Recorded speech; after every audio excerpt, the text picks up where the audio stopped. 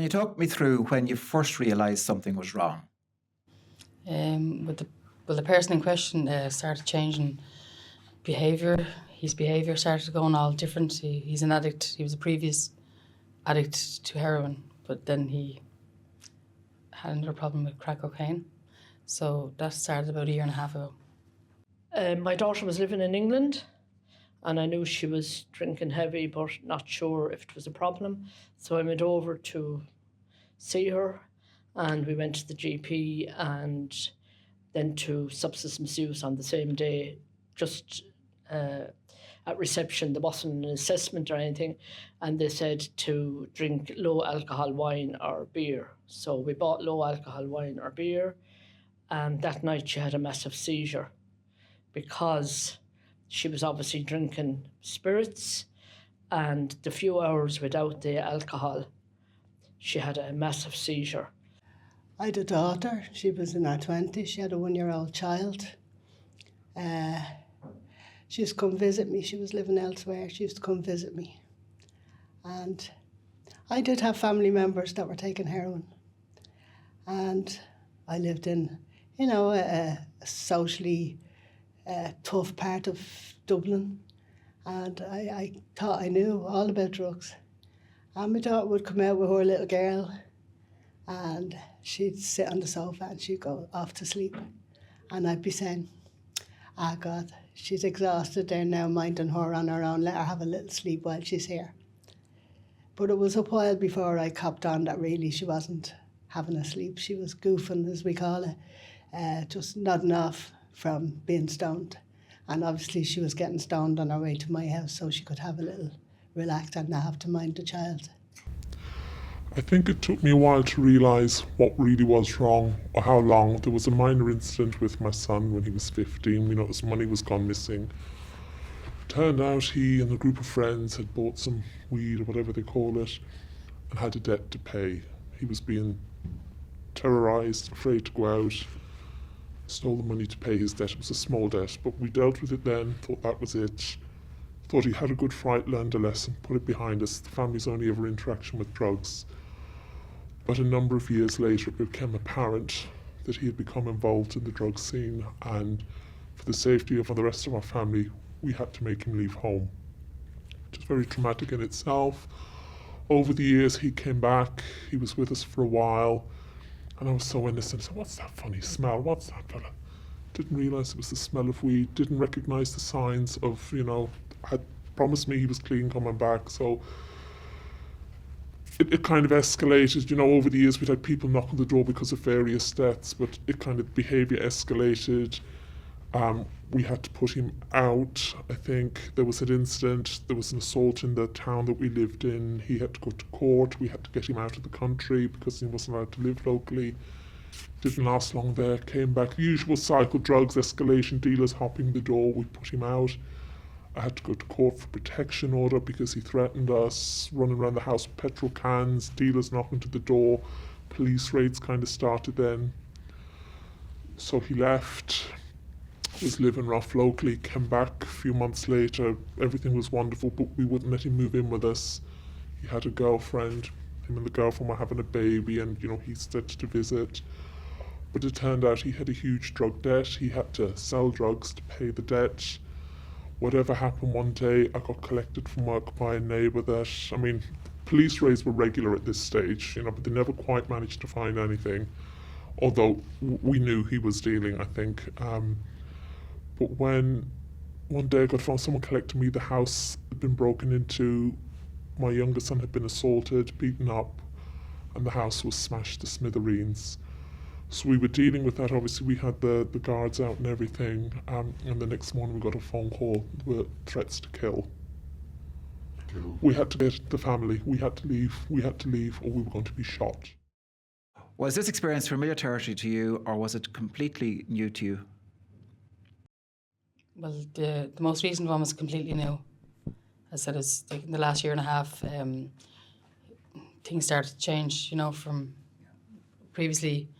It was something I was aware of for a long time, but this most recent one I didn't experience. I never had any experience with that particular drug before. No, I'd had those experiences before. I was already with the family support network at that stage. What concerned or distressed you the most? Obviously the way the person was going around stealing and robbing and begging basically to feed their habit. So I suppose it was mainly about her at that stage, about trying to prevent the seizures, and so I suppose that was causing me stress, because I was stressed about her, trying to get her to eat and drink water and not drink as much alcohol and drink some water instead of alcohol. Like it was really at that stage then, once we got back to Ireland.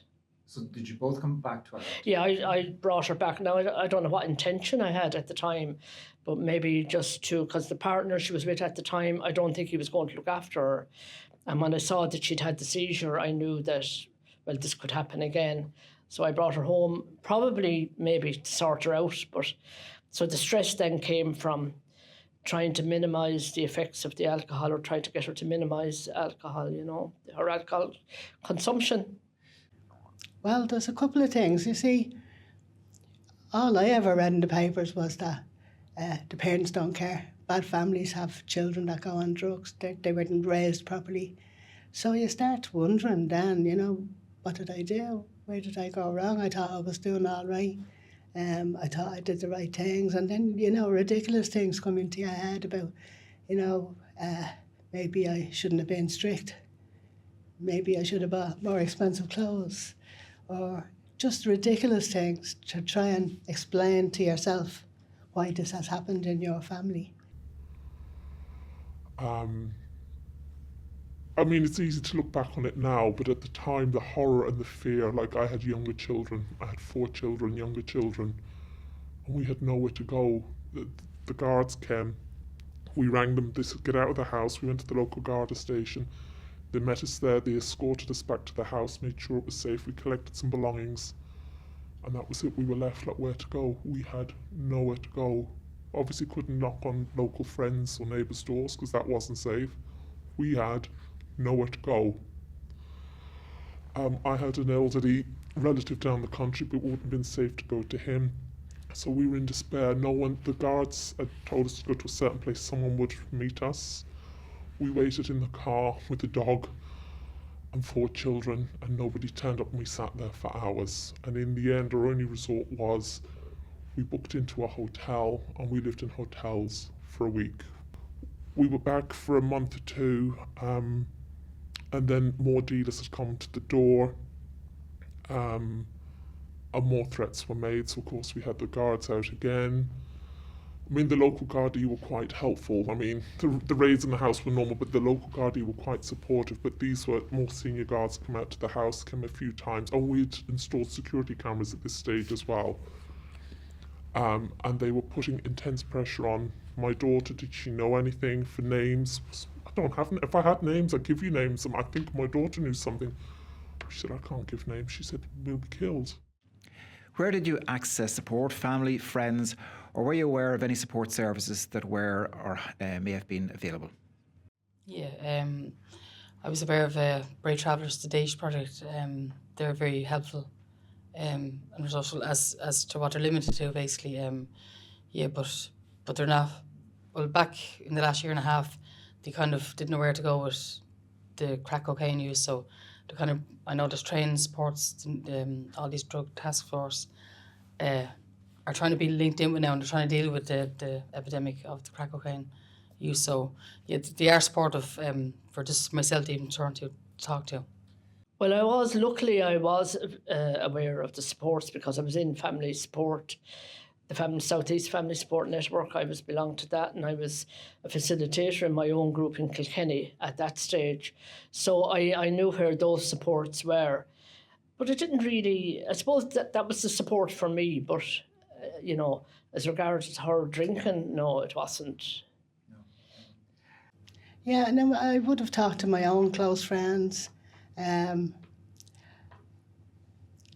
see, everybody has a different opinion, Somebody will say, oh, don't put up with that, put her out, Don't be minding that kid while she gets stoned, you're making it easy for her. don't give her any money. There's all the different bits of advice. And at the end of the day, you think in your heart you can only do what you believe in your heart is the right thing to do. So then you're at odds with people who are telling you to do something different. And it becomes a thing of it's just you and your daughter, just you and your child, and you're hiding things. You're hiding the loan you give. You're hiding the story that she's told you that you know is a lie. So remember watching in the family group chat when someone will say you can stay here or at least we'll take the kids, and you could see in the WhatsApp group chat them all typing away and chatting, and it took about 2 hours and nobody would offer it. Oh, that's terrible. Nobody offered us anywhere to stay. So my husband and I was still trying to work because we needed the money, sitting at night watching security cameras waiting for a petrol bomb or something to come in because we had nowhere to go. No one offered us any help or support. Someone said try a social worker. I rang a social worker. They suggested we stay in a local hostel in the town in the middle where all of this was going on. So I had at one stage Googled and I had come across Fasten, and I had joined the group, and it was the only place I kind of felt I could be me. Because everyone, I had to be the strong person to protect the family and carry the children and do everything. But in there I could just go, I crawled into that first meeting, but I could just be me. I could just take off the brave face, be. And it just happened these few days, and it was so bad, and we thought, what are we going to do? We're going to be killed and we've nowhere to go.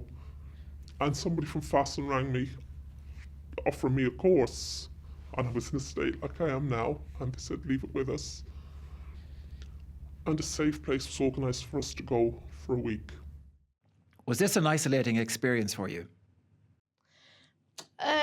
In some ways, yes. In some ways, no. It wasn't because I was in family support and I could speak openly about it. But in another way, I don't think alcohol is seen as such a serious problem. And when I used to say to relatives who lived nearby, she's not well, and they'd say, "Gosh, she looks very well," So you'd kind of think, am I imagining things, or why aren't they seeing what I'm seeing? So maybe outside of the group, it was very hard to get other people to see how bad she was. So that probably would have made it a bit isolating in that way. In some ways, yeah, but I'm kind of very involved with a lot of people and a lot of different things. I work in the community. And so I did get involved at the time in, I suppose, an action group or a steering group to try and bring services into the area. There was nothing. This was 1970, 1980, probably 5, something like that. There was no services at all where I'm from. And there was Trinity Court in Pearse Street, which was the only service really available. And there was a 1-year waiting list for an appointment there. So you were kind of stuck, even when you did ask and when you did find out, when you did look, it wasn't available to you. Your family doctor didn't know anything about it really, and they didn't see that as their role, having people that are on drugs coming into their little surgeries. So there was a campaign, and more the children were getting involved with drugs, and we had a campaign to try and bring services into the area to help them. It probably took us 7-8 years to get services in. I know when we got services, and I got a job in one of the services, but when we got the services in, my daughter had gone to England. It sounds like there has been significant trauma experienced by yourself. Would you have realised that? Well, it had effect on everybody in the family in some ways. There were members of the family who didn't get a look in.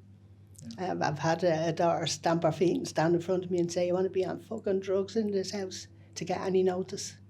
And she was right, yeah, because you were out after the lost sheep, weren't you? You wanted to bring the lost sheep home. It made me dwell on that whole area of life. That's all I could say, all I could think about. And it was many, many years. My daughter went into rehab 3 or 4 times for 6 or 7 months at a time. She had more children. I was minding children for 3-4 months at a time, 6 months, getting them to school. She'd get clean and sober, and she'd come out and they'd all go back to Mammy. it's kind of like every day is the same routine, and there's always an episode with the individual, the user, and and then it just becomes about them. Every day is the same. It becomes about how they're feeling and what they want. So you kind of forget yourself among it all. I suppose constant worry, constant stress about her, because obviously her alcoholism developed. She got worse. She started not being able to, eventually over the couple of years, not being able to hold down her alcohol, vomiting and swallowing back down her vomit to keep the alcohol in her system. So that was stressful looking on at that. Can you talk about what your particular fears were and perhaps still are? My fears, that's why I'm not on camera today. I have left the country. I cannot return here. My family cannot. We've had to leave everything, our home, family, friends behind, and make a fresh start, which is not easy to do. Even simple things like opening a bank account, getting somewhere to rent when you don't have it, it's really hard. But we managed it. But our fears have always been our safety. We can't come back and visit friends if we are seen. Will they follow us?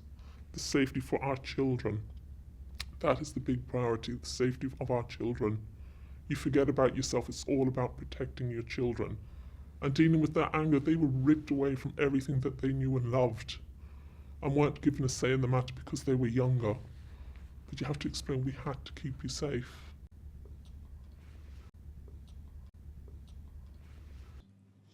Yeah, well, I fear every day, that the person's going to be found dead somewhere, or they're going to OD, and I fear that he's going like either that, or they're going to get in trouble with the law from stealing, and it's a constant fear every day of what they're going through, and what they're putting on the families. Always that she would die. Always, right up.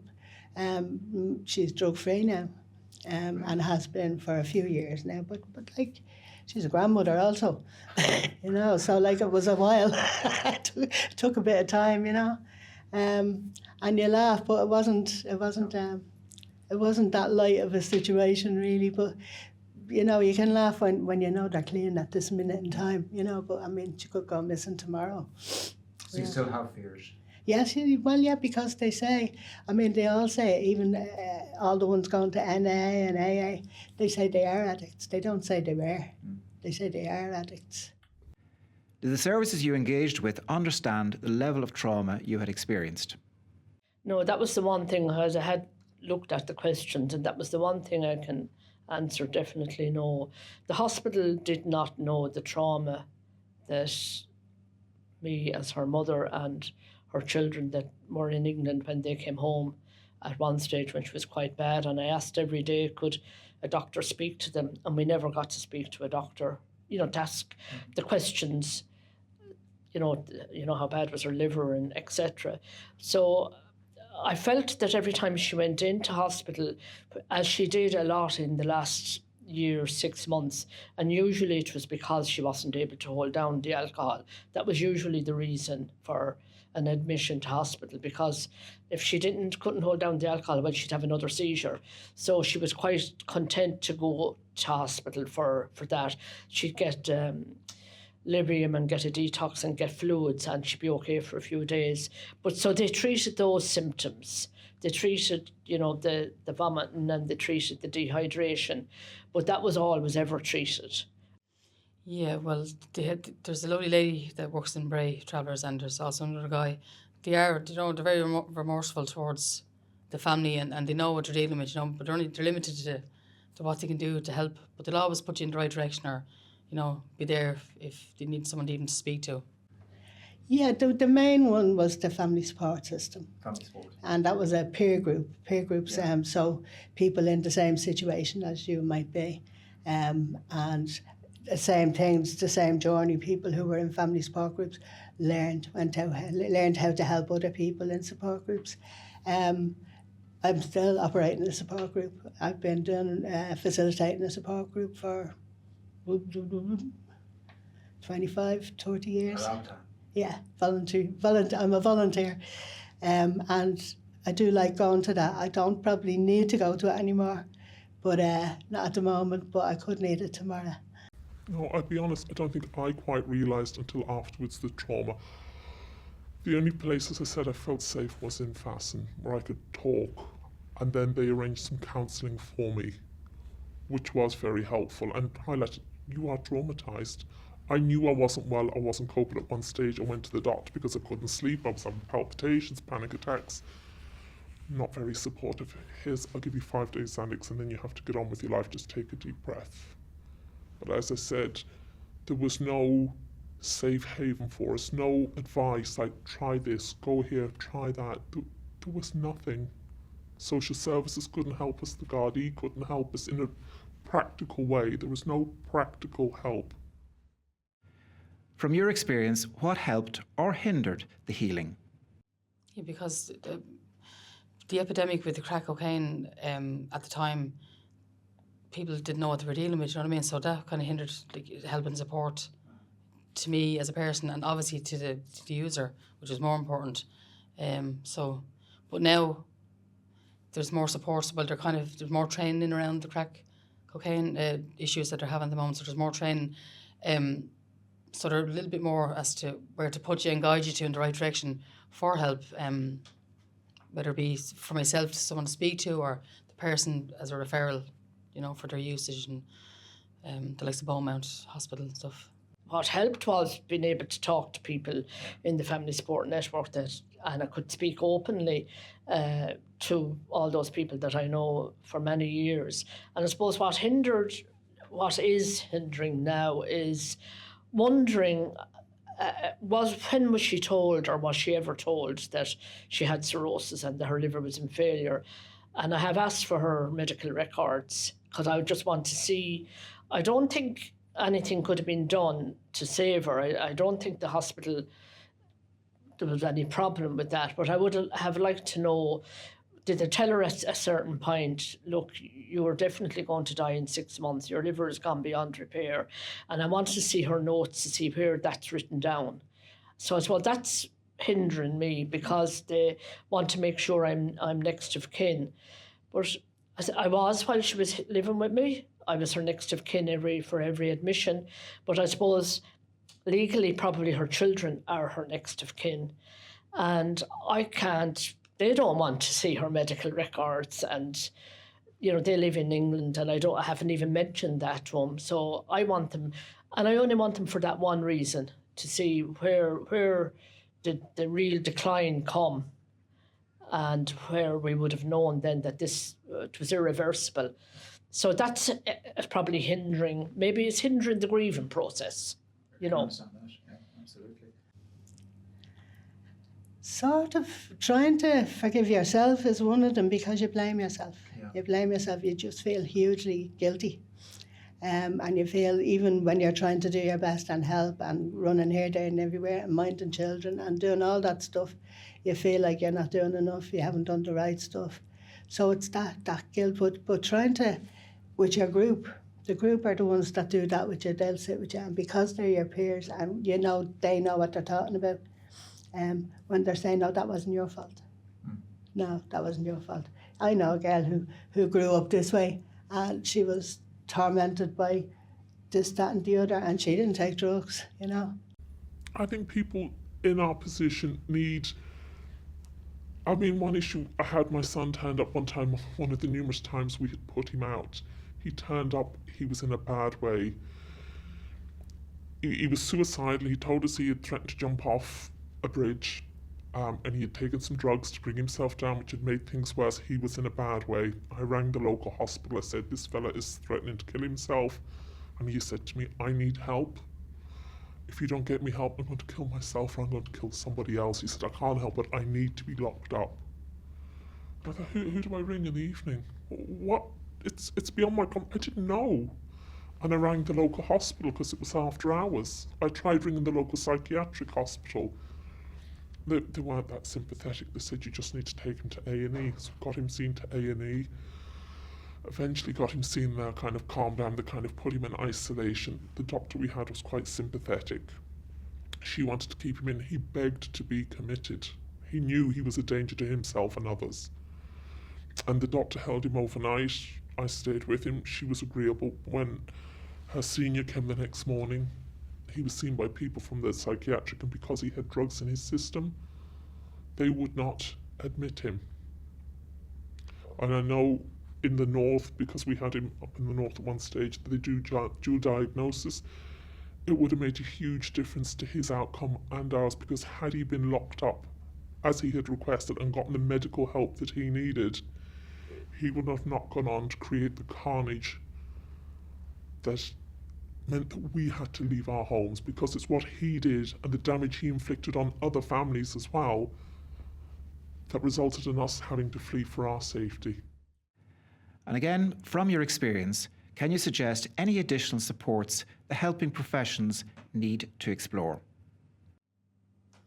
Well, obviously, like, I know some of them are limited to resources like that they have, and I just wish overall there was more places to, like, more treatment centres, you know, and more availability to send somebody, you know, for hospitals and just for to get help, you know what I mean? And for me, more supports like maybe even just coffee mornings or something to get out and mix and take you away from the situation of what you're dealing with on a daily basis. I don't know, just someone to talk to even. To understand that alcoholism, if someone is admitted with alcoholism or a drug issue, that it's the same as if I went in with a heart attack or bronchitis or something else. I'd like it to be treated more like that. I'd like to know, and I've often thought about this, have the hospital a policy on how to treat people with addiction when they're in, or do they just, you know, say, you need this medication, we gave it to you. You needed that medication, we gave it to you. Is that the extent of it? Or have they a policy on treating people with addiction? I mean, if you have diabetes and you don't stick to the routine of not having sugar or whatever, and you end up in hospital lots of times because of you were eating the stuff you shouldn't have been eating, they don't kind of treat you the same. They don't say, oh, no, we can't have you in anymore because you continue to eat biscuits and sweets. So it's kind of different with alcohol, you know. And particularly for family members of the person who's in addiction, what more can be done by the professionals to support you? I suppose engaging with you when the person is in hospital, and I know there's the thing about confidentiality, and if she said, I don't want my mother to be told anything. She may have said that, I don't know, but I think they could still give you some indication of how things were going, especially if things were going very bad, and knowing that she had 2 children. Now, they're young adults, but still, knowing that she had 2 children. So I think more engagement with the family members, and maybe refer you to some other services. I was never referred. I was never even told about family support. Only I knew about it. I was never referred anywhere to any service. Yeah. I think they need to support the peer groups, because they're very effective. They're very effective at looking after each other. One of the things was there was never any financial support for me to take on 3 kids, 4 kids, whatever it might have been. And actually, at one time, my daughter took on a child. To mine, not I have a few daughters, so she took on one of her nieces to mind, and the social workers had told that the children couldn't stay with their mother, so we took them. I took one, she took one, and somebody else took one, and there was no financial support. My daughter was a single mother with 1 child, and she took the niece. One of the sisters took a boy of 16, 6'2". No financial support. He was smoking. He was eating her out of house and home, but there was no financial support, or even vouchers for the buses or anything, any kind of support at all. So I thought that was terrible, and I don't know what the situation is now, but it's called kinship care. Yeah. So if you become a foster father and you take in a couple of kids and their mother is doing rehab, you'll probably get 300 quid a week for each of them. But if I take in, I don't get anything. Yeah. So you were providing kinship care, but it wasn't recognised by the professionals? Social workers don't seem, I don't know why they don't want to give it to granddads and grannies. You know, that's who takes in the kids, granddads and grannies and their little pensions. And I don't know why the social work department don't see them as worthy of. They don't want 300 a week, but they want a bit of help. You know. I think families probably need some practical advice. Like we didn't have the funds to go and stay anywhere. I'm sure there are some people in the middle. It can cause marriages to break up. It really does. People need family therapy. That's a big thing. And sometimes some advocacy. We could have done with somebody when the guards were there and putting pressure on us. We could have done with somebody, say, give them some space. An advocate, maybe. I think an advocacy service would be helpful, possibly as well. And even just for people that do have to flee like we do, basic provisions, just somewhere to go, whether you have a toothbrush or little, just the little simple things that if you have to flee, you have a change of clothes. Because there are people who have to flee and don't get escorted back to their house to collect the basics. I could probably sit and think of 100 things, but I think the kind, non-judgmental ear is vital.